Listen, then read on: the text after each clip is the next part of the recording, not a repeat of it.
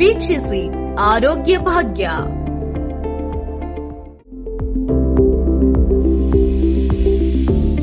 ನಮಸ್ತೆ ವೀಕ್ಷಕರೇ, ಕೊಡಗು ಚಾನೆಲ್ನ ಆರೋಗ್ಯ ಭಾಗ್ಯ ಕಾರ್ಯಕ್ರಮಕ್ಕೆ ಸ್ವಾಗತ.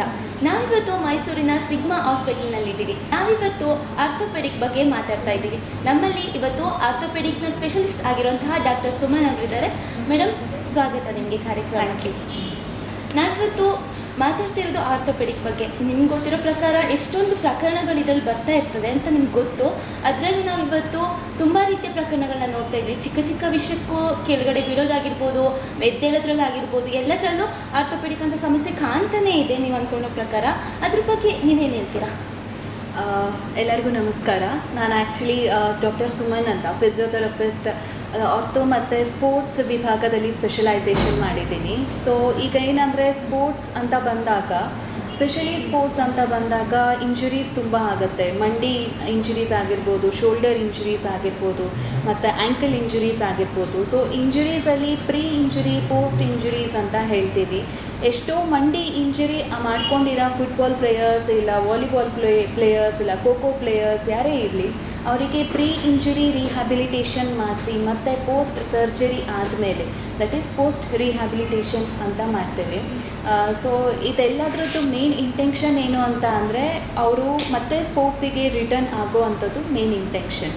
ಅವರ ಪ್ರೊಫೆಷನ್ನೇ ಬಂದು ಸ್ಪೋರ್ಟ್ಸಲ್ಲಿ ಇರುವಾಗ, ಸೊ ನಾವು ಅವರನ್ನು ಸ್ಪೋರ್ಟ್ಸಿಂದ ಹೊರಗೆ ಬನ್ನಿ ಮಾಡಬೇಡಿ ಅಂತ ಹೇಳೋದು ಇಟ್ಸ್ ನಾಟ್ ಅ ಆಪ್ಷನ್. ಅದು ಆಪ್ಷನ್ ಅಲ್ಲ. ಸೊ ಕೆಲ ಸಮಯದ ಮಟ್ಟಿಗೆ ಅದು ರಿಸ್ಟ್ರಿಕ್ಷನ್ ಇರುತ್ತೆ. ಅಂದರೆ ಇಂಜುರಿ ಆದ ನಂತರ ಸ್ವಲ್ಪ ಪೇಯ್ನ್ ಕಮ್ಮಿ ಆಗಬೇಕು, ಅವ್ರ ಮಸಲ್ ಬಿಲ್ಡಪ್ ಆಗಬೇಕು, ಮತ್ತು ಆ ಸ್ಟ್ರೆಂತ್ ಎಲ್ಲ ಬಿಲ್ಡಪ್ ಆಗಬೇಕು. ಸೊ ಆ ಬಿಲ್ಡಪ್ ಡ್ಯೂರೇಷನಲ್ಲಿ ಸ್ಪೋರ್ಟ್ಸಿಗೆ ಹೋಗೋದು ಬೇಡ ಅಂತ ಹೇಳ್ತೀವಿ. ಆದರೆ ಅಡ್ವಾನ್ಸ್ಡ್ ಸ್ಪೋರ್ಟ್ಸ್ ರಿಹ್ಯಾಬಿಲಿಟೇಷನ್ ಅಂತ ಮಾಡಿದಾಗ ಸೊ ಅವ್ರ ಮಸಲ್ ಸ್ಟ್ರೆಂತ್ ಬಿಲ್ಡಪ್ ಆಗುತ್ತೆ, ಮತ್ತು ಅದೇ ರೀತಿ ಇಂಜುರೀಸ್ ಆಗೋ ಅಂಥ ಚಾನ್ಸಸ್ ಇರೋದಿಲ್ಲ. ಸೊ ಪ್ರಿವೆನ್ಷನ್ ಆಫ್ ಇಂಜುರಿ ಅಂತ ಮಾಡ್ತೇವೆ. ಬಟ್ ಕೆಲವೊಂದು ಟೈಮಲ್ಲಿ ಈ ಥರ ಇಂಜುರಿ ಎಲ್ಲ ಆದಾಗ ಅವರ ಕರಿಯರ್ಗೆ ಬ್ರೇಕ್ ಆಗಬೇಕಾಗುತ್ತೆ. ಅದ್ರ ಬಗ್ಗೆ ಏನು ಹೇಳ್ತೀರಾ? ಸೊ ಅದಕ್ಕಾಗಿ ನಾವೇನು ಮಾಡ್ತೀವಿ ಅಂತ ಅಂದರೆ, ಅದು ಆಗಬಾರ್ದು ಅಂತಂದೇ ನಾವು ಪ್ರೀ ಸರ್ಜಿಕಲ್ ರಿಹ್ಯಾಬಿಲಿಟೇಷನ್ ಮತ್ತು ಪೋಸ್ಟ್ ಸರ್ಜಿಕಲ್ ರಿಹ್ಯಾಬಿಲಿಟೇಷನ್ ಅಂತ ಮಾಡ್ತೇವೆ.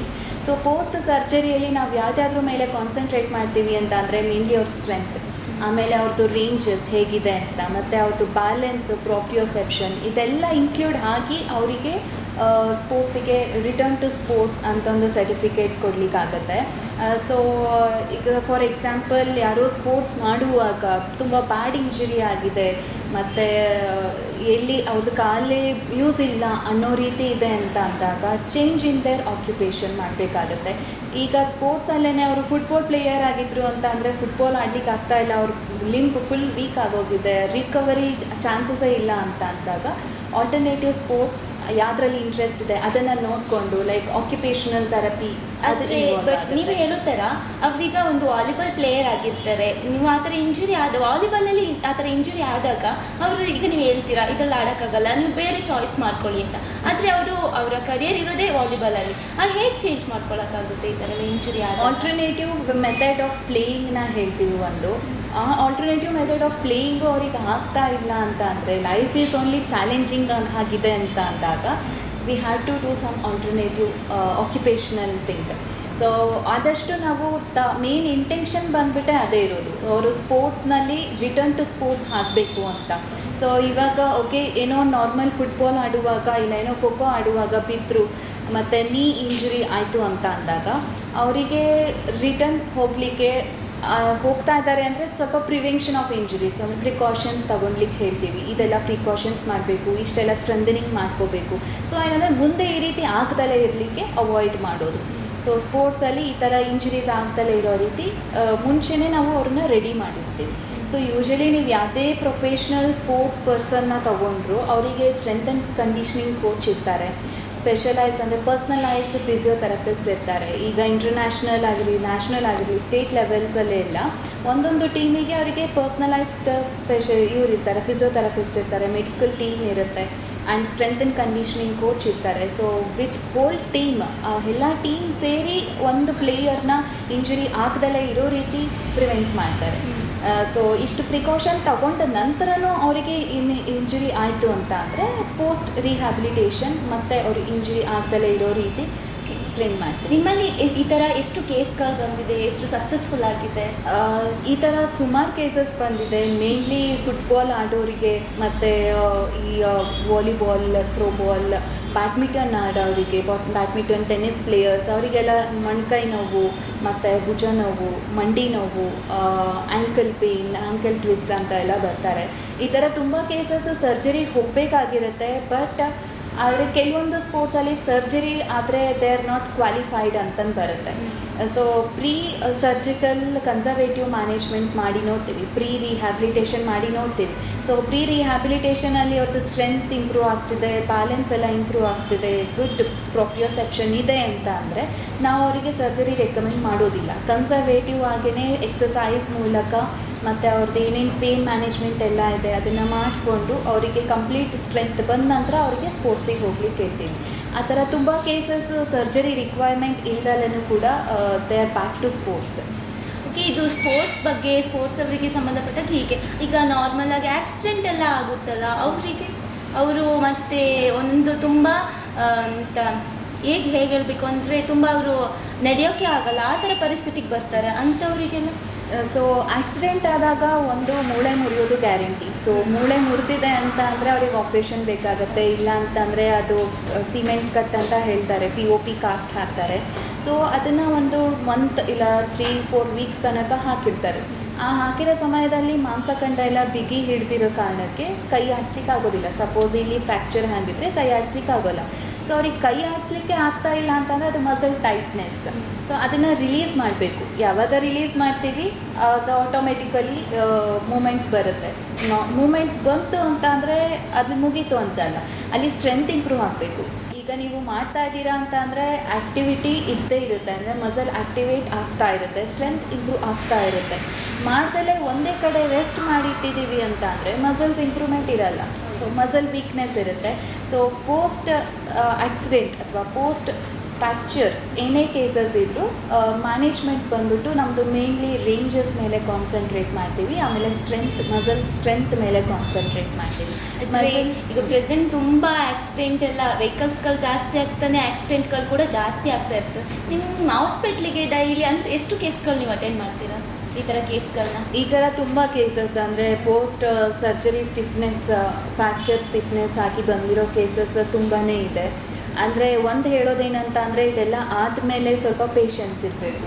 ಸೊ ಒಂದೇ ಸತಿ ನಾವು ಕೈ ಸೀದಾ ಮಾಡಿಬಿಡ್ತೀವಿ ಅನ್ನೋದು ಬರೋದಿಲ್ಲ. ಸೊ ಸ್ವಲ್ಪ ಪೇಷನ್ಸ್ ಇಟ್ಕೊಂಡು ಮಾಡಿದ್ವಿ ಅಂತ ಅಂದರೆ it will take time. So patience ತುಂಬಾ ಬರ್ತಾರೆ ಈ ಕೇಸಸಲ್ಲಿ. ಆಮೇಲೆ ಕತ್ತು ನೋವು ಅಂತ ಒಂದು ಬರ್ತಾರೆ, ಸೊಂಟ ನೋವು ಅಂತ ಬರ್ತಾರೆ. ಅವರಿಗೆ ಕೆಲವೊಮ್ಮೆ ಸರ್ಜರಿ ರೆಕಮೆಂಡೇಷನ್ ಮಾಡಿರ್ತಾರೆ. ಸರ್ಜರಿ ಮಾಡಲಿಕ್ಕೂ ಮುಂಚೆ ಒಂದು ಸತಿ ಫಿಸಿಯೋಥೆರಪಿ ತಗೊಳ್ಳಿ ಅಂತಂದು ಹೇಳ್ತಾರೆ. ಸೊ ಫಿಸಿಯೋಥೆರಪಿನಲ್ಲೇ ಎಷ್ಟೋ ಜನ ಸರ್ಜರಿ ಬೇಡ ಅಂತಂದು ಕ್ಯಾನ್ಸಲ್ ಮಾಡಿರೋ, ಅಂದರೆ ಸರ್ಜರಿಗೆ ತುಂಬ ಜನ ಎದುರ್ಕೊಳ್ತಾರೆ ಅಲ್ವಾ, ಬೇಡ ಅಂತ ಡಿಸೈಡ್ ಮಾಡ್ತಾರೆ. ಸೊ ಅಂಥವ್ರಿಗೆ ನೀವೇನು ಸಜೆಸ್ಟ್ ಮಾಡ್ತೀರಾ? ಸೊ ಕೆಲವೊಂದು ಕಂಡೀಷನ್ಸ್ಗೆ ಖಂಡಿತವಾಗ್ಲೂ ಸರ್ಜರಿ ರಿಕ್ವೈರ್ಮೆಂಟ್ ಇದೆ. ಸೊ ಇಲ್ಲ ಅಂತ ಇಲ್ಲ. But pre surgery, post surgery physiotherapy ಮಾಡಿಸಿದ್ರೆ ಔಟ್ಕಮ್ ಏನಿರುತ್ತಲ್ಲ, ದ ರಿಕವರಿ ಫೇಸ್ ಏನಿರುತ್ತಲ್ವ, functional recovery phase will be better ಅಂತ ಹೇಳಲಿಕ್ಕೆ ಇಷ್ಟಪಡ್ತೀನಿ. ನೋಡ್ತಾ ಇದ್ದೀರಲ್ಲ ವೀಕ್ಷಕರೇ, ಹೇಗೆ ನಮ್ಮ ಕಾಲು ಮೂಳೆ ಎಲ್ಲ ಮುರಿದಾಗ ಅದನ್ನು ಹೇಗೆ ಸರಿ ಮಾಡಿಸ್ಕೋಬೇಕು ಅಂತ ನಮ್ಮದು ಡಾಕ್ಟರ್ ಸುಮನ್ ಅವರು ಎಲ್ಲ ವಿಸ್ತಾರವಾಗಿ ಹೇಳ್ತಾ ಇದ್ದಾರೆ. ನಮ್ಮ ಈ ಕಾರ್ಯಕ್ರಮದಲ್ಲಿ ಒಂದು ಬ್ರೇಕ್ ತಗೊಳ್ಳೋಣ. ಬ್ರೇಕ್ ನಂತರ ಕಾರ್ಯಕ್ರಮಕ್ಕೆ ಶುರು ಮಾಡೋಣ.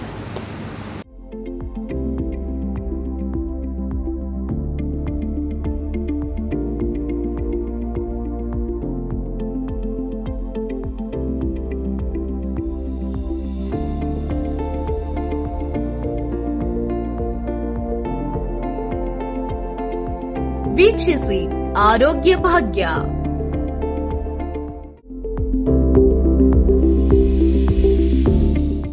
ಬ್ರೇಕ್ನ ನಂತರ ಕೊಡಗು ಚಾನೆಲ್ನ ಆರೋಗ್ಯವೇ ಭಾಗ್ಯ ಕಾರ್ಯಕ್ರಮಕ್ಕೆ ಮತ್ತೆ ಸ್ವಾಗತ ವೀಕ್ಷಕರೇ. ನಮ್ಮ ಡಾಕ್ಟರ್ ಸುಮನ್ ಅವರು ನಮ್ಮ ಜೊತೆ ಇದ್ದಾರೆ. ಮತ್ತು ನಾವು ನಮ್ಮ ಈ ಆರೋಗ್ಯ ಭಾಗ್ಯ ಕಾರ್ಯಕ್ರಮದಲ್ಲಿ ಆರ್ಥೋಪೆಡಿಕ್ ಬಗ್ಗೆ ಮಾತಾಡ್ತಾ ಇದ್ದೀವಿ. ನಾವು ಮೈಸೂರಿನ ಸಿಗ್ಮಾ ಹಾಸ್ಪಿಟ್ಲಲ್ಲಿ ಇದ್ದೀವಿ. ಆರ್ಥೋಪೆಡಿಕ್ ಬ್ರಾಂಚಲ್ಲಿ ಡಾಕ್ಟರ್ ಅರುಣ್ ಅನ್ನೋ ಅವರು ಇದ್ದಾರೆ. ಅವರು ಸರ್ಜನ್ ಆಗಿ ವರ್ಕ್ ಮಾಡ್ತಾ ಇದ್ದಾರೆ. ಇವರು ಕೂಡ ಆರ್ಥೋಪೆಡಿಕ್ ಕ್ಷೇತ್ರದಲ್ಲೇ ಇರುವಂಥವ್ರು. ಮತ್ತು ನಾವು ಬೇರೆ ಬೇರೆ ಕ್ಷೇತ್ರದಲ್ಲಿ ಇರೋ ಥರನೇ ಇವರು ಈ ಕ್ಷೇತ್ರದಲ್ಲಿ ಇರುವಂಥದ್ದು. ನಾವು ಇವತ್ತು ಕ್ರೀಡಾಪಟುಗಳ ಬಗ್ಗೆ ಮತ್ತು ಆಕ್ಸಿಡೆಂಟ್ ಬಗ್ಗೆ ಆರ್ಥೋಪೆಡಿಕಲ್ಲಿ ಹೇಗೆ ನಾವು ಉಪಯೋಗ ಪಡ್ಕೋಬೋದು ಅಂತ ನಾವು ಮಾತಾಡಿದ್ದೀವಿ. ಇನ್ನೂ ಹೆಚ್ಚಿನ ವಿವರಗಳನ್ನು ನಾವು ಡಾಕ್ಟರ್ ಸುಮನ್ ಅವ್ರ ಹತ್ರ ಕೇಳೋಣ. ಹೇಳಿ ಮ್ಯಾಮ್. ಸಿಗ್ಮಾ ಹಾಸ್ಪಿಟಲಲ್ಲಿ ನಾವೊಂದು ಟೀಮ್ ವರ್ಕ್ ಥರ ಮಾಡ್ತಾ ಇದ್ದೀವಿ. ಟೀಮ್ ವರ್ಕ್ ಅಂತ ಬಂದರೆ ಅದರಲ್ಲಿ ಆರ್ಥೋಪೆಡಿಕ್ ಸರ್ಜನ್ಸ್ ಇರ್ತಾರೆ, ಫಿಸಿಯೋಥೆರಪಿಸ್ಟ್ ಇರ್ತಾರೆ, ಸಪೋರ್ಟಿವ್ ನರ್ಸಿಂಗ್ ಸ್ಟಾಫ್ ಇದೆ, and then housekeeping staff ಇದೆ, ಆ್ಯಂಡ್ ಬೇರೆ ಡಿಪಾರ್ಟ್ಮೆಂಟಲ್ಲೂ ಕೂಡ ನಮ್ಮ ಫಿಸಿಯೋಥೆರಪಿ ಟ್ರೀಟ್ಮೆಂಟ್ ಇನ್ವಾಲ್ವ್ ಆಗುತ್ತೆ. ಸೊ ಈಗ ಆರ್ಥೋಪೆಡಿಕಲ್ಲಿ ಬಂದರೆ doctor Arun is the main chief leading over here. ಅವರು ಯಾವುದಾದ್ರೂ ಒಂದು ನೀ ಸರ್ಜರಿ ಕೇಸ್ ಇತ್ತು, ಇಲ್ಲ ಅಂತಂದರೆ ಯಾವುದಾದ್ರೂ ಒಂದು ಸ್ಪೋರ್ಟ್ಸ್ ಇಂಜುರಿ ಪೇಷಂಟ್ ಇದ್ದರು, ಅವರು ಬಿದ್ದು ಬಂದಿದ್ದಾರೆ ಅಂತಂದರೆ ನಾವು ಮೊದಲು ಡಿಸ್ಕಸ್ ಮಾಡ್ತೀವಿ ಯಾವ ಥರ ಟ್ರೀಟ್ಮೆಂಟ್ ತೊಗೊಂಡು ಹೋಗ್ಬೋದು, ಇದು ಕನ್ಸರ್ವೇಟಿವ್ಲಿ ಮ್ಯಾನೇಜ್ ಮಾಡ್ಬೋದಾ ಇಲ್ಲ ಸರ್ಜರಿನೇ ಬೇಕಾಗುತ್ತಾ ಅಂತ ಅಂದು. ಸೊ ಆ ಥರ ಕನ್ಸರ್ವೇಟಿವ್ ಮ್ಯಾನೇಜ್ಮೆಂಟಲ್ಲಿ ಆಗ್ತಿದೆ ಅಂತಂದರೆ ನಾವು ಫಿಸಿಯೋಥೆರಪಿ ಮಾಡಿಸಿ, ಮತ್ತು ಸರ್ಜಿಕಲ್ ಮ್ಯಾನೇಜ್ಮೆಂಟೇ ಬೇಕು ಅಂತ ಅಂದ್ರೂ ಕೂಡ ಪ್ರೀ ಫಿಸಿಯೋಥೆರಪಿ ಮಾಡಿಬಿಟ್ಟು ಸರ್ಜರಿ ಆದಮೇಲೆ ಇಷ್ಟು ದಿನ ಫಾಲೋ ಅಪ್ ಇಟ್ಕೊಂಡು ಆಮೇಲೆ ಸರ್ಜರಿ ಆದಮೇಲಿಂದ ರಿಹ್ಯಾಬಿಲಿಟೇಷನ್ಗೆ ತೊಗೊತೀವಿ. ರಿಹ್ಯಾಬಿಲಿಟೇಷನ್ ಅಂತ ಅಂದರೆ ಅದು ಪ್ರೊಲಾಂಗ್ ಡ್ಯೂರೇಷನ್ ಅಂತಂದೇ. ಸೊ ಈಗ ಮೇನ್ಲಿ ಆರ್ಥೋಪೆಡಿಕ್ ಫಿಸಿಯೋಥೆರಪಿಯಲ್ಲಿ ಮಾತಾಡಬೇಕು ಅಂತಂದರೆ ನಮ್ಮಲ್ಲಿ ರೇಂಜಸ್ ಇಂಪ್ರೂವ್ ಮಾಡಲಿಕ್ಕೆ ಮಿಷಿನ್ಸ್ ಇದೆ, ಮತ್ತು ಟ್ರ್ಯಾಕ್ಷನ್ ಮಿಷಿನ್ ಅಂತ ಹೇಳ್ತೀವಿ. ನಮ್ಮಲ್ಲಿ ಡಿಫ್ರೆಂಟ್ ಮೊಡ್ಯಾಲಿಟೀಸ್ ಇದೆ, ಅಂದರೆ ಡಿಫ್ರೆಂಟ್ ಆಗಿರೋ ಅಂಥ ಎಲೆಕ್ಟ್ರಿಕ್ ಮೊಡ್ಯಾಲಿಟೀಸ್ ಇದೆ. ಸೊ ಅದರಿಂದ ಪೇಯ್ನ್ ಮ್ಯಾನೇಜ್ ಮಾಡ್ಬೋದು, ಮತ್ತು ನರ್ವ್ ಸ್ಟಿಮ್ಯುಲೇಟ್ ಮಾಡ್ಬೋದು.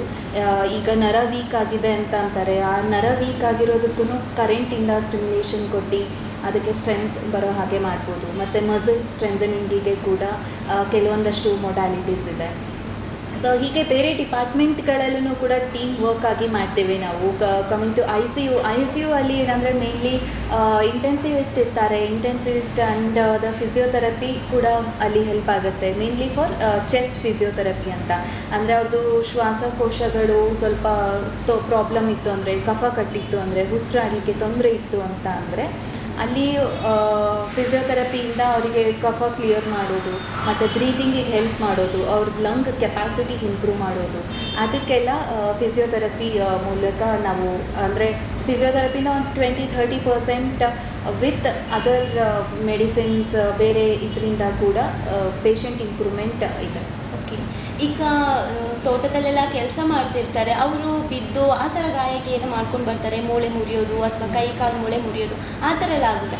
ಅವರಿಗೆ ಇಲ್ಲಿ ಬಂದು ಪೇ ಮಾಡೋದು ತುಂಬ ಕಷ್ಟ ಆಗ್ಬೋದು. ಅಂಥವ್ರಿಗೆ ಏನಾದರೂ ಸ್ಪೆಷಲ್ ಆಗಿ ನೀವೇನಾದರೂ ಸಿಗ್ಮಾ ಹಾಸ್ಪಿಟಲಲ್ಲಿ ತುಂಬ ಈ ಥರ ಪೇಷಂಟ್ಸ್ಗೋಸ್ಕರ ಕನ್ಸೆಷನ್ಸ್ ಅಂತಂದಿದೆ, ಮತ್ತು ಇನ್ಶೂರೆನ್ಸ್ ಇರೋರಿಗೆ ಮತ್ತು BPL ಕಾರ್ಡ್ ಇರೋರಿಗೆ ಅವರಿಗೆಲ್ಲ ಫೆಸಿಲಿಟೀಸ್ ಅವೈಲಬಲ್ ಇದೆ. ಫ್ರೀ ಆಫ್ ಕಾಸ್ಟಲ್ಲಿ ಅವರದ್ದು ಯಾವುದು ಫೆಸಿಲಿಟಿ ಅಂದರೆ ಇನ್ಶೂರೆನ್ಸ್ ಯಾವುದಿದೆ ಅಂತ ನೋಡಿಕೊಂಡು ಫ್ರೀ ಆಫ್ ಕಾಸ್ಟಲ್ಲಿ ಆಗೋವಂಥ ಚಾನ್ಸಸ್ ಕೂಡ ಇರುತ್ತೆ. ಸೊ ಅಂದರೆ BPL ಕಾರ್ಡ್ ಇರೋರಿಗೆ ಯಾವುದೇ ರೀತಿಯ ಪೇಮೆಂಟ್ ಮಾಡೋ ಹಾಗಿಲ್ಲ ಅಂತ. ಹಾಂ, ಆ ಥರ. ಮತ್ತು ಆ ಥರ ತುಂಬ ಬಿಲೋ ಪಾವರ್ಟಿ ಲೆವೆಲಿಂದ ಇದ್ದಾರೆ ಅಂದರೆ ಅವ್ರ ಕಡೆ ಏನೂ ಇಲ್ಲ ಅಂತ ಅಂದಾಗ ಕನ್ಸೆಷನ್ಸ್ ಕೂಡ ಇರುತ್ತೆ ಟ್ರೀಟ್ಮೆಂಟಲ್ಲಿ. BPL ಕಾರ್ಡ್ ಇರೋರಿಗೆ ಈ ಥರ ಕನ್ಸೆಷನ್ ಇರುತ್ತೆ, ಆದರೆ APL ಕಾರ್ಡ್ ಇರೋರು ಪೇ ಮಾಡಬೇಕಾ? ನೋಡ್ತಿದ್ದೀರಲ್ಲ ವೀಕ್ಷಕರೇ, ಈ ಥರ ಏನಾದರೂ ನಿಮಗೆ ಸರ್ಜರಿ ಆಗಿ ಬಂದರೆ BPL ಕಾರ್ಡ್ ಇರೋರಿಗೆ ಅಂತೂ ಉಚಿತವಾಗಿ ಸಿಗ್ಮಾ ಹಾಸ್ಪಿಟ್ಲಲ್ಲಿ ಎಲ್ಲ ರೀತಿಯಾಗಿ ಉಚಿತವಾಗಿ ನಿಮಗೆ ಟ್ರೀಟ್ಮೆಂಟ್ ಕೊಡ್ತಾರೆ. APL ಕಾರ್ಡ್ ಇರೋರಿಗೂ ಅಷ್ಟು 30% ಅಷ್ಟು ನಿಮಗೆ ಉಚಿತವಾಗಿ ಮಾಡಿಕೊಡ್ತಾರೆ. ಮತ್ತು ಮ್ಯಾಮ್ ಇನ್ನೇನು ಈ ಸಿಗ್ಮಾ ಹಾಸ್ಪಿಟ್ಲಲ್ಲಿ ಇನ್ಯಾವ ರೀತಿಯ ಉಪಯೋಗಗಳಿವೆ ಅಂತ ಹೇಳ್ತೀರಾ? ಸಿಗ್ಮಾ ಹಾಸ್ಪಿಟಲಲ್ಲಿ ಮೇನ್ಲಿ ಅದೇ ಡಾಕ್ಟರ್ ಸಿದ್ದೇಶ್ ಸರ್ ಅಂತ ಇದ್ದಾರೆ, ಅವರು general surgeon and laparoscopic specialist ಇದ್ದಾರೆ. And doctor Madappa sir is a urologist specialist.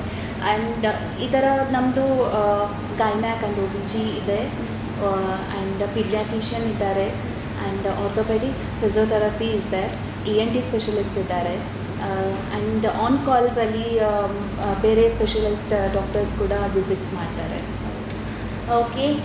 Kodagu ಅನ್ನೋದು ನಮ್ಮದು ಆಲ್ಮೋಸ್ಟ್ ಹೇಳಬೇಕು ಅಂದರೆ ಕೊಡಗಿನಿಂದ ಬರೋದಂತಹ ಆಲ್ಮೋಸ್ಟ್ ಕೊಡಗಲ್ಲಿ ಕ್ರೀಡಾಪಟುಗಳು ಹೆಚ್ಚಾಗಿರೋದು. ಅಂತಹ ಕ್ರೀಡಾಪಟುಗಳು ಯಾವುದಾದ್ರೂ ರೀತಿ ಈ ಥರ ಏನಾದರೂ ಆದಾಗ ತಕ್ಷಣಕ್ಕೆ ಅಲ್ಲಿ ಯಾವುದೇ ರೀತಿಯ ಟ್ರೀಟ್ಮೆಂಟ್ ಸಿಗದೇ ಇದ್ದಾಗ ಪಕ್ಕದಲ್ಲೇ ಇರುವಂತಹ ಮೈಸೂರು, ನಮ್ಮ ಮೈಸೂರಲ್ಲಿ ಸಿಗ್ಮಾ ಹಾಸ್ಪಿಟ್ಲಲ್ಲಿ ಎಲ್ಲ ರೀತಿಯ ನಿಮಗೆ ಸ್ಪೆಷಲ್ ಆಗಿ ಹೇಳಬೇಕು ಅಂದರೆ ಆರ್ಥೋಪೆಡಿಕ್ ಬಗ್ಗೆ ಯಾವುದೇ ರೀತಿಯ ನಿಮಗೆ ವಿಷಯಗಳು ತಿಳ್ಕೊಬೇಕು ಅಂದರೆ ಅಥವಾ ಯಾವುದೇ ರೀತಿಯ ಸಮಸ್ಯೆಗಳಿಗೆ ಇಲ್ಲಿ ಬಂದು ನೀವು ಟ್ರೀಟ್ಮೆಂಟ್ ತಗೊಳ್ಬೋದು ಮೈಸೂರಿನ ಸಿಗ್ಮಾ ಹಾಸ್ಪಿಟ್ಲಲ್ಲಿ. ತುಂಬ ಥ್ಯಾಂಕ್ಸ್. ಈ ಥರ ಇನ್ಫಾರ್ಮೇಷನ್ ಶೇರ್ ಮಾಡೋದ್ರಿಂದ ನಿಮಗೂ ಅಂದರೆ ಜನಗಳಿಗೂ ಕೂಡ ಗೊತ್ತಾಗುತ್ತೆ ಯಾವ ಥರ ಅವೈಲಬಲ್ ಇದೆ ಅಂತಂದು. ಸೊ ತುಂಬ ಜನಗಳು ಹಳ್ಳಿಗಳಲ್ಲಿ ಇರ್ತಾರೆ, ಅವ್ರುಗಳಿಗೆ ಗೊತ್ತಿರಲ್ಲ ಎಲ್ಲಿ ಹೋಗಬೇಕು, ಎಲ್ಲಿ ಫೆಸಿಲಿಟೀಸ್ ಚೆನ್ನಾಗಿರುತ್ತೆ ಅಂತಂದು. ಅವರು ತೋರಿಸ್ದಲೇ ಹಾಗೆ ಇದ್ದು ತುಂಬ ಪ್ರಾಬ್ಲಮ್ ಆಗೋ ಚಾನ್ಸಸ್ ಇರುತ್ತೆ ಫ್ಯೂಚರಲ್ಲಿ. ಸೊ ಈ ಥರ ಒಂದು ಪ್ರೋಗ್ರಾಮಿಂದ ಒಂದು ಒಳ್ಳೆ ನೋಬಲ್ ವರ್ಕ್ ಮಾಡ್ತಾ ಇದ್ದೀರಾ. It's a good work. Thank you ma'am, thank you so much. ವೀಕ್ಷಕರೇ, ಇಲ್ಲಿವರೆಗೆ ಕೊಡಗು ಚಾನಲ್ನ ಆರೋಗ್ಯ ಭಾಗ್ಯದ ಕಾರ್ಯಕ್ರಮದಲ್ಲಿ ಆರ್ಥೋಪೆಡಿಕ್ ಬಗ್ಗೆ ನಾವು ಮಾತಾಡ್ತಾ ಇದ್ದೀವಿ. ನಿಮಗೆ ಯಾವುದೇ ರೀತಿಯ ಆರ್ಥೋಪೆಡಿಕ್ ಸಮಸ್ಯೆ ಕಂಡು ಬಂದಲ್ಲಿ ಮೈಸೂರಿನ ಸಿಗ್ಮಾ ಹಾಸ್ಪಿಟಲ್ನಲ್ಲಿ ಡಾಕ್ಟರ್ ಸುಮನ್ ಹಾಗೂ ಡಾಕ್ಟರ್ ಅರುಣ್ ಎಂಬ ಪ್ರಖ್ಯಾತ ಆರ್ಥೋಪೆಡಿಕ್ ಸ್ಪೆಷಲಿಸ್ಟ್ ಡಾಕ್ಟರ್ಸ್ಗಳಿದ್ದಾರೆ. ಇಲ್ಲಿವರೆಗೆ ನಾವು ಅವರ ಆರ್ಥೋಪೆಡಿಕ್ ಬಗ್ಗೆನೇ ಮಾತಾಡಿದ್ದೀವಿ. ಇಲ್ಲಿವರೆಗೆ ನೀವಂಥ ಆರ್ಥೋಪೆಡಿಕ್ ಬಗ್ಗೆ ಮಾಹಿತಿಗಳನ್ನ ಕೊಟ್ಟಿದ್ದಕ್ಕೆ thank you ma'am, thank you so much. ಇನ್ನೂ ಹೆಚ್ಚಿನ ಮಾಹಿತಿಗಾಗಿ ನೋಡ್ತಾ ಇರಿ ಆರೋಗ್ಯ ಭಾಗ್ಯ. Thank you.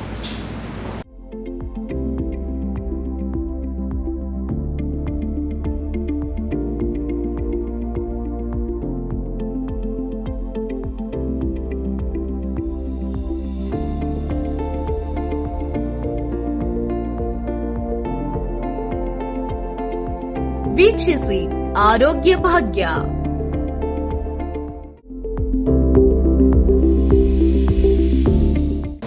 ನಮಸ್ತೆ, ನನ್ನ ಹೆಸರು ಡಾಕ್ಟರ್ ಸುಮನ್ ಅಂತ, ಫಿಸಿಯೋಥೆರಪಿಸ್ಟ್, ಆರ್ಥೋಪೆಡಿಕ್ ಮತ್ತು ಸ್ಪೋರ್ಟ್ಸ್ ಮೆಡಿಸಿನಲ್ಲಿ ಸ್ಪೆಷಲಿಸ್ಟ್ ಇದ್ದೀನಿ. ಸಿಗ್ಮಾ ಹಾಸ್ಪಿಟಲಲ್ಲಿ ವರ್ಕ್ ಮಾಡ್ತಾ ಇರೋದು. ನಮ್ಮ ಸಿಗ್ಮಾ ಹಾಸ್ಪಿಟಲಲ್ಲಿ orthopedic, neurology, pediatric, cardiology and coming to any kind of ಯಾವುದೇ ರೀತಿಯಾದ ಸರ್ಜರಿ ಇರಬಹುದು, ಅದಕ್ಕೆ ಎಲ್ಲ ನಾವು ಫಿಸಿಯೋಥೆರಪಿ ಸೌಲಭ್ಯ ಕೊಡ್ತಾ ಇದ್ದೀವಿ. ಮತ್ತು ಆಪ್ರೇಷನ್ ಆದ ನಂತರ, ಆಪ್ರೇಷನ್ಗೂ ಮುಂಚೆ ಯಾವ್ಯಾವ ಫೆಸಿಲಿಟೀಸ್ ಬೇಕು, ಫಿಸಿಯೋಥೆರಪಿಯಿಂದ ಯಾವ ರೀತಿ ಟ್ರೀಟ್ಮೆಂಟ್ ಬೇಕು ಅನ್ನೋದಕ್ಕೆ ಎಲ್ಲ ನೋಡಿಕೊಂಡು ಕಂಡೀಷನ್ ವೈಸ್ ನಾವು ಪ್ರತಿಯೊಂದು ಎಕ್ಸಸೈಸಸ್ನು ಕೂಡ ಡಿವೈಡ್ ಮಾಡ್ತೀವಿ. ಎಲ್ಲ ಒಂದು ಕಂಡೀಷನ್ಗೂ ಒಂದೇ ರೀತಿ ಇರೋದಿಲ್ಲ, ಪ್ರತಿಯೊಂದು ಕಂಡೀಷನ್ಗೂ ಒಂದೊಂದು ರೀತಿಯಾದ ಎಕ್ಸಸೈಸಸ್ ಅಂತ ಇರುತ್ತೆ. ಸೊ ಈ ಹಾಸ್ಪಿಟಲಲ್ಲಿ ನಮ್ಮ ಕಡೆ ಆಪ್ರೇಷನ್ ಆದ ಮೇಲೆ ಅವರಿಗೆ ಮಂಡಿ, ಫಾರ್ ಎಕ್ಸಾಂಪಲ್ ಮಂಡಿ ಏನಾದರೂ ತೊಂದರೆ ಇತ್ತು, ಮಂಡಿ ಸೀದಾ ಮಾಡಲಿಕ್ಕೆ ಆಗ್ತಾ ಇಲ್ಲ, ಕೈ ಸೀದಾ ಮಾಡಲಿಕ್ಕೆ ಆಗ್ತಾ ಇಲ್ಲ, ಸ್ಟಿಫ್ನೆಸ್ ಆಗಿತ್ತು ಅಂತ ಅಂದರೆ ಅದನ್ನು ಸ್ಟ್ರೈಟ್ ಮಾಡಲಿಕ್ಕೋಸ್ಕರ ನಮ್ಮ ಹತ್ರ CPM ಮಿಷಿನ್ ಅಂತ ಇದೆ, ಮತ್ತು ಟ್ರ್ಯಾಕ್ಷನ್ ಮಿಷಿನ್ ಅಂತ ಹೇಳ್ತೀವಿ. ಟ್ರ್ಯಾಕ್ಷನ್ ಏನಕ್ಕೆ ಅಂದರೆ ಕತ್ತು ನೋವು ಇರೋರಿಗೆ ಮತ್ತು ಸೊಂಟ ನೋವು ಇರೋರಿಗೆ, ಅದರಲ್ಲಿ ನರದ ತೊಂದರೆ ಇರೋರಿಗೆ ಟ್ರ್ಯಾಕ್ಷನ್ ಮಿಷಿನ್ ಅಂತ ಹೇಳ್ತೀವಿ, ಅದನ್ನು ಬಳಸ್ತೀವಿ. ಮತ್ತು SWD ಅದು ಒಂದು ಡೀಪ್ ಹೀಟಿಂಗ್ ಮೊಡ್ಯಾಲಿಟಿ ಕರೆಂಟಿಂದು, ಅದನ್ನು ಕೂಡ ಪೇನ್ ಮ್ಯಾನೇಜ್ಮೆಂಟಿಗೋಸ್ಕರ ಯೂಸ್ ಮಾಡ್ತೀವಿ. ಮತ್ತು IFT ಅಂತ ಇದೆ, ಅಲ್ಟ್ರಾಸೌಂಡ್ ಇದೆ, ಈ ಥರ ತುಂಬ ರೀತಿಯಾದ ಮೊಡ್ಯಾಲಿಟೀಸ್ ಇದೆ, ಕರೆಂಟ್ಸ್ ಇದೆ. ಅದರ ಜೊತೆ ನಿಮ್ಮದು ಸ್ಪೋರ್ಟ್ಸಲ್ಲಿ ಇದ್ದೀರಾ ಅಂತ ಅಂದಾಗ, ಸೊ ಸ್ಪೋರ್ಟ್ಸಿಗೆ ಮತ್ತೆ ವಾಪಸ್ ಹೋಗೋಕ್ಕೂ ಮುಂಚೆ ನೀವು ಬ್ಯಾಲೆನ್ಸ್ ಇಂಪ್ರೂವ್ ಮಾಡ್ಕೋಬೇಕಾಗತ್ತೆ, ಸ್ಟ್ರೆಂತ್ ಇಂಪ್ರೂವ್ ಮಾಡ್ಕೋಬೇಕಾಗತ್ತೆ. ಹಾಗೆ ನಿಮ್ಮದು ಪ್ರಾಪ್ರಿಯೋಸೆಪ್ಷನ್ ಅಂತ ಹೇಳ್ತೀವಿ, ಆ ಜಾಯಿಂಟ್ ಪ್ರಾಪ್ರಿಯೋಸೆಪ್ಷನ್ ಇಂಪ್ರೂವ್ ಆಗಬೇಕು. ಅದೆಲ್ಲ ಇಲ್ಲದೆ ನೀವು ಸ್ಪೋರ್ಟ್ಸಿಗೆ ಮತ್ತೆ ಹೋಗ್ತೀರಾ ಅಂತ ಅಂದರೆ ಮತ್ತೆ ಅದೇ ರೀತಿ ಆಗೋ ಅಂತ ಅಂದರೆ ಇಂಜುರೀಸ್ ಆಗೋ ಅಂಥ ಚಾನ್ಸಸ್ ತುಂಬ ಇರುತ್ತೆ. ಸೊ ಇಂಜುರಿ ಪ್ರಿವೆನ್ಷನ್ ಮೇಲೆ ನಾವು ಮೇನ್ಲಿ ಕಾನ್ಸಂಟ್ರೇಟ್ ಮಾಡ್ತೀವಿ, ಪುನಃ ಆ ರೀತಿ ಆಗ್ದಲೇ ಇರೋ ಹಾಗೆ, ಮತ್ತು ಮುಂದೆ ಫರ್ದರ್ ಯಾವುದೇ ರೀತಿ ಇಂಜುರೀಸ್ ಆಗ್ದಲೇ ಇರೋ ಹಾಗೆ. ಸೊ ಅದ್ರ ಮೇಲೆ ಮಾಡೋವಂಥ ರಿಹ್ಯಾಬಿಲಿಟೇಷನ್, ಅದ್ರ ಮೇಲೆ ಕಾನ್ಸಂಟ್ರೇಟ್ ಮಾಡ್ತೀವಿ ಸ್ಪೋರ್ಟ್ಸ್ ಇಂಜುರೀಸಲ್ಲಿ. ಈಗ ಯಾವುದೇ ಆಕ್ಸಿಡೆಂಟ್ ಆಯಿತು, ಇಲ್ಲ ಯಾರಾದರೂ ಕೈ ನೋವು ಅಂತ ಬಂದರು, ರೆಗ್ಯುಲರ್ ಆಗಿ ಹೌಸ್ ಹೋಲ್ಡಿಂಗ್ ಆ್ಯಕ್ಟಿವಿಟೀಸ್ ಮಾಡ್ತಾ ಅಂದರೆ ಮನೆ ಕೆಲಸ ಮಾಡ್ತಾ ಇದ್ದಾಗ ಮೊಣ್ಕೈ ನೋವಾಯಿತು, ಇಲ್ಲ ಬ್ಯಾಡ್ಮಿಂಟನ್ ಆಡ್ತಾರೆ, ಇಲ್ಲ ಟೆನ್ನಿಸ್ ಆಡ್ತಾರೆ, ಅವ್ರಿಗೆ ಮೊಣ್ಕೈ ನೋವಾಯಿತು ಅಂತ ಅಂದರೆ ಅವರಲ್ಲೂ ಕೂಡ ನಾವು ಮೇನ್ಲಿ ಪೇನ್ ಮ್ಯಾನೇಜ್ಮೆಂಟ್ ಮಾಡಿಕೊಂಡು, ಆಮೇಲೆ ಸ್ಟ್ರೆಂಥನಿಂಗಿಗೆ ಅಂತಂದು ನಮ್ಮ ಕಡೆ ತುಂಬ ಇನ್ಸ್ಟ್ರೂಮೆಂಟ್ಸ್ ಇದೆ. ಲೈಕ್ ಸ್ಟ್ರೆಂಥನಿಂಗ್ ಇಂಪ್ರೂವ್ ಮಾಡೋದಕ್ಕೆ ವೆಯ್ಟ್ಸ್ ಇರ್ಬೋದು, ಇಲ್ಲ ಅಂತಂದರೆ ಮೊಡ್ಯಾಲಿಟೀಸ್ ಇರ್ಬೋದು ಸ್ಟ್ರೆಂತ್ ಇಂಪ್ರೂವ್ ಮಾಡೋದಕ್ಕೆ. ಸೊ ಆ ಥರ ಮಸಲ್ ಸ್ಟ್ರೆಂತ್ ಇಂಪ್ರೂವ್ ಮಾಡೋದಕ್ಕೂ ಕೂಡ, ಹಾಗೆ ಪೇನ್ ಮ್ಯಾನೇಜ್ಮೆಂಟಿಗೂ ಕೂಡ ಮಿಷಿನರೀಸ್ ಯೂಸ್ ಮಾಡ್ತೀವಿ. ಮ್ಯಾನ್ಯುಯಲಿ ಕೂಡ ನಾವು ರೇಂಜ್ ಇಂಪ್ರೂವ್ ಮಾಡ್ತೀವಿ, ಹಾಗೆ ಮಸಲ್ ಸ್ಟ್ರೆಂತ್ನ ಇಂಪ್ರೂವ್ ಮಾಡ್ತೀವಿ. ಸೊ ಮೇನ್ ಇಂಟೆನ್ಷನ್ ಏನು ಅಂತ ಅಂದರೆ, ಪ್ರತಿಯೊಬ್ಬ ಪೇಷಂಟ್ ಯಾರು ಬರ್ತಾರೆ, ಅವರು ವಯಸ್ಸಾಗಿರೋರು ಇರ್ಬೋದು, ಇಲ್ಲ ಚಿಕ್ಕ ಮಕ್ಕಳು ಇರ್ಬೋದು, ಇಲ್ಲ ಮಧ್ಯ ಏಜ್ನವ್ರು ಇರ್ಬೋದು, ಅವರು ಎಲ್ಲ ಇಂಡಿಪೆಂಡೆಂಟಾಗಿ ಇರಬೇಕು. ಸೊ ಅದು ನಮ್ಮ ನಮ್ಮದು ಮೇನ್ ಕಾನ್ಸಂಟ್ರೇಷನ್. ಅವ್ರು ಇಂಡಿಪೆಂಡೆಂಟಾಗಿ ವರ್ಕ್ ಮಾಡ್ತಾರೆ ಅಂತ ಅಂದರೆ ನೋಡಲಿಕ್ಕೆ ಖುಷಿ ಆಗುತ್ತೆ, ನಿಮಗೂ ಕೂಡ ಖುಷಿ ಆಗುತ್ತೆ ಕಿ ನಾವು ಯಾರ ಮೇಲೂ ಡಿಪೆಂಡೆಂಟ್ ಆಗಿಲ್ಲ ಏನೇ ಕೆಲಸ ಮಾಡಬೇಕು ಅಂದರೂ ಕೂಡ ಅನ್ನೋ ಹಾಗೆ. ಸೊ ನಮ್ಮ main concentration independent and sports ಪರ್ಸನ್ಸಿಗೆ ಅವರು ಮತ್ತೆ ವಾಪಸ್ ಅವ್ರ ಪ್ರೊಫೆಷನ್ ಅವ್ರ ಸ್ಪೋರ್ಟ್ಸಿಗೆ ಹೋಗಬೇಕು ಅನ್ನೋದು ಮೇನ್ ಕಾನ್ಸಂಟ್ರೇಷನ್ ಇಟ್ಕೊಂಡು ವರ್ಕ್ ಮಾಡ್ತಾ ಇದ್ದೀವಿ. Thank you.